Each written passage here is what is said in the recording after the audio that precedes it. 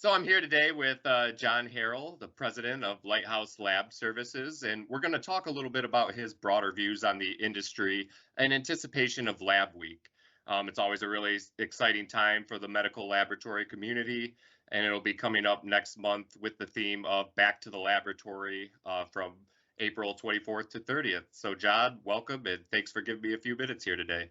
Absolutely. Yeah, I'm excited about it. I'm a big Back to the Future fan, and so I'm excited about the theme of this year's Lab Week. Lots of fun stuff to do with that theme.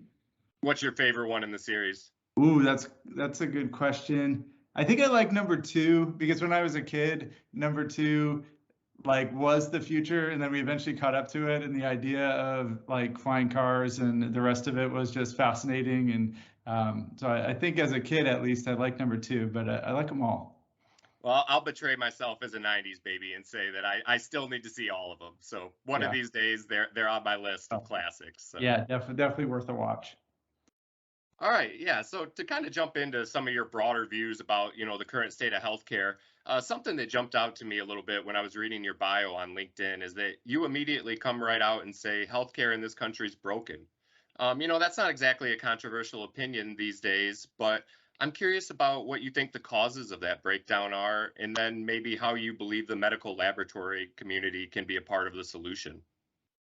Yeah, it's really complicated. It's not an easy fix.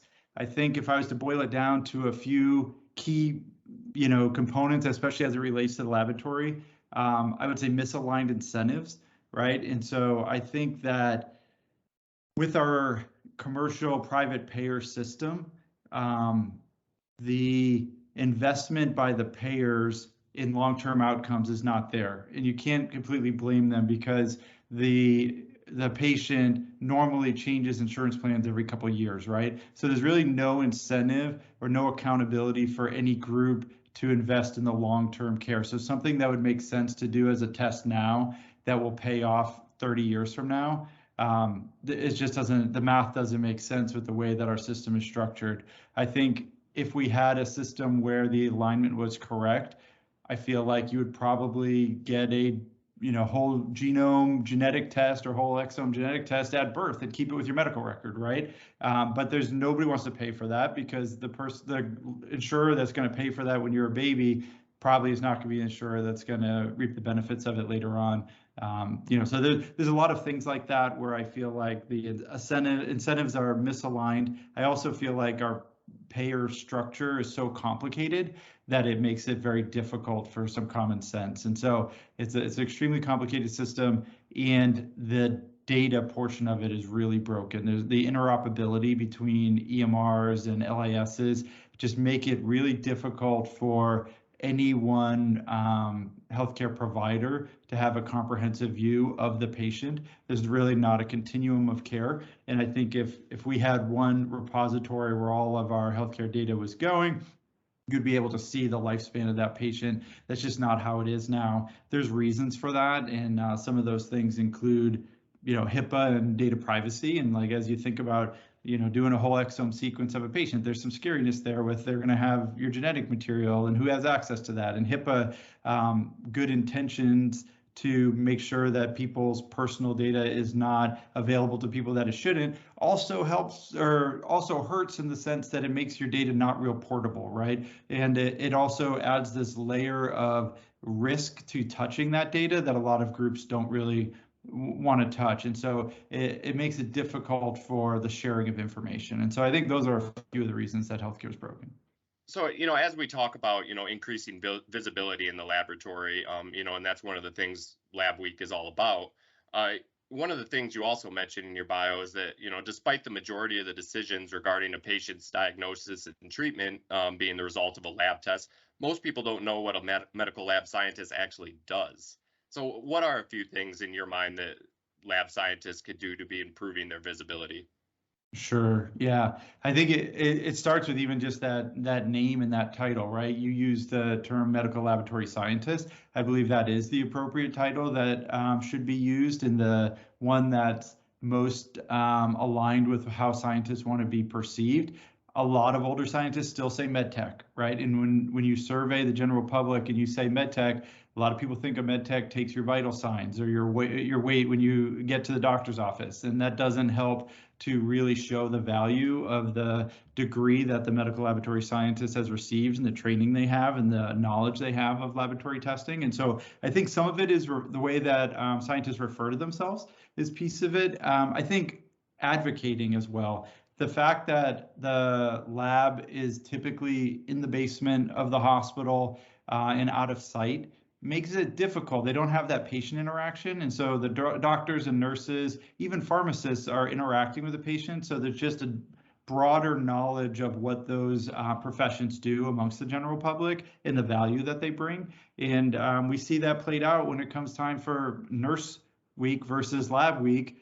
There's a lot more hoopla around it, right? And so I think part of it is trying to gain some visibility. The way that we refer to ourselves, advocating for the value of lab is really important. You touched on the fact that the stat that is always thrown out is 75% of medical laboratory decisions are based on lab data. Only a little less than 3%, 2.5% of healthcare dollars are spent on lab. There's a misalignment there, and I think that advocating for better visibility is key. I think that there's a really big opportunity, and a lot of it has been capitalized on during COVID. COVID's a terrible thing for the whole world, but there is a silver lining in the sense that people are aware that laboratory testing is important. They're aware of the work that laboratories are doing. They maybe know the name of a laboratory that they never did before. And so I think we're in a unique moment in time to go ahead and advocate, and we have the attention of the whole world. That's a really good point. I think a lot of people have become just more aware of the role of a medical lab scientist through the whole COVID experience than they ever had previously been before. Yeah, your neighbor knows what PCR testing is and wants to talk about it. That's never happened, right? Absolutely. Yeah, and I think another thing that you mentioned that I had never heard until you threw this stat out at me is that less than 3% of healthcare dollars are currently spent in the lab. What are some options or ideas that you have for medical lab scientists to gain a better seat at the table, so to speak? Yeah, I think that's really key. There's a lot of conversation going on right now about Clinical Lab 2.0, this new version, this value-based care model versus the traditional fee-for-service model. How the laboratory fits into that is still up in the air and being debated, and is a complicated thing. I think it's going to be difficult for laboratories to really shift the work that they're doing away from fee-for-service. I think that the payers, providers, health systems will shift away to a value-based system where they may get paid a monthly fee for a patient, and they're going to be responsible for all costs associated. I still think that lab will probably not share in that risk pool, or at least will not be paid on a per month per patient basis. I think it's more likely that physicians might pay that are receiving funds from a commercial payer will pay a fee for the laboratory tests that are being performed. One model that I've seen with a client that we're building recently, and I think it has some parallels with the pharmacy. So if you think about the fact that pharmacy and lab are both ancillary services, and I know I was talking to a lab director at a health system recently, and she said, I bristle whenever I hear the word ancillary services because it means extra peripheral. And when you think of the fact that 75% of decisions are made by it, we're not ancillary, right? We're core, but it's not perceived that way. And even being framed in that way puts us on the outskirts and doesn't give us a seat at the table. Pharmacy is also in that bucket of ancillary services, but we see that pharmacy has done a really good job of putting themselves at the table and maybe even at the head of the table. And I think we could copy that. And I'll go over one model that I saw that I think does that. But if you look at CVS, Walgreens, they've created minute clinics. They are starting to provide care. They're becoming urgent cares, right? So they're not the ancillary anymore. Now they're receiving the dollars and they're paying it out to the different parts of the health system. And I think who's in control of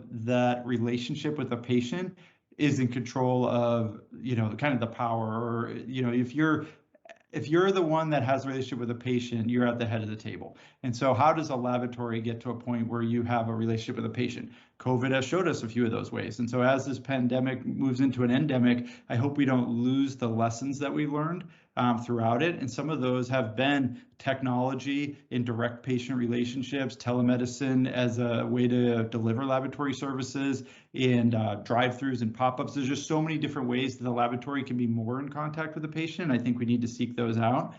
We're building a laboratory for a client right now, and their model is that they will advertise and go after people with certain conditions, one condition in particular, and advertise to them directly, kind of like you would see a pharmaceutical commercial, right? Where they would advertise for people that are experiencing certain symptoms.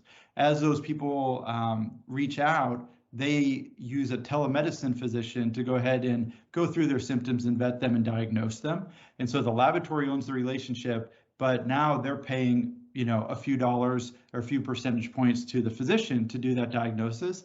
They also do the laboratory test, and based on the laboratory test are able to connect them with the physician to do the prescribing, right? So the laboratory in that situation owns the relationship, and out of, you know, the $100 they receive, they pay $2 to the doctor for doing the diagnosis, a couple dollars to another physician for writing the scripts, and are able to deliver pharmaceuticals as a result of that. And so that's a unique model where I think it moves the lab to the front of the table. Whether that's reasonable for a laboratory inside of a health system, maybe not. I do think that labs are best positioned to stratify patients and identify what their risk factors are through some initial early screening tests.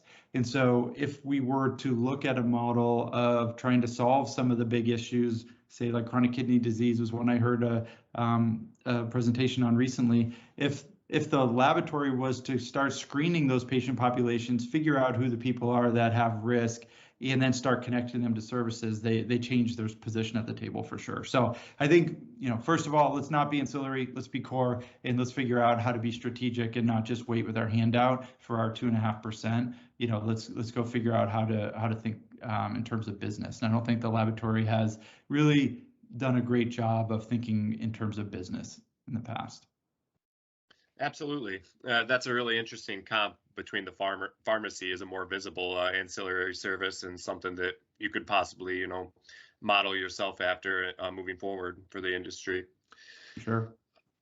And then, you know, just kind of to wrap things up here, Jon, what role can Lighthouse Lab Services play in this whole discussion? You know, obviously you're serving your clients, but in terms of, you know, moving the lab industry forward and, you know, increasing visibility, you know, gaining a better seat at the table, how are you guys, you know, kind of working at a macro level to, you know, assist in those larger efforts?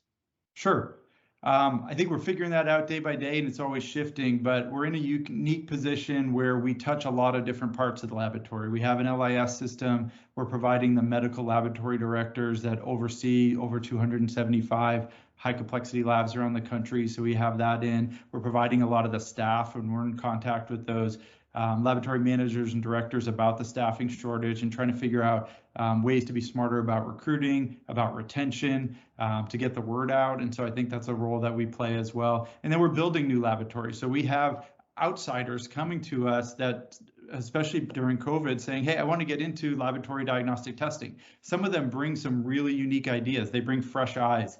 They bring no knowledge of regulatory. So usually we have to kind of put some guardrails on them and make sure that they understand the rules of the game. But besides that part, I think that they do look at it different. And we've seen some really fun and interesting ways to deliver laboratory testing as a result of people coming in from outside the industry that are not used to the traditional paradigm of how it's done. And so we're always looking to find those and duplicate them and spread them across the industry when we find things that work.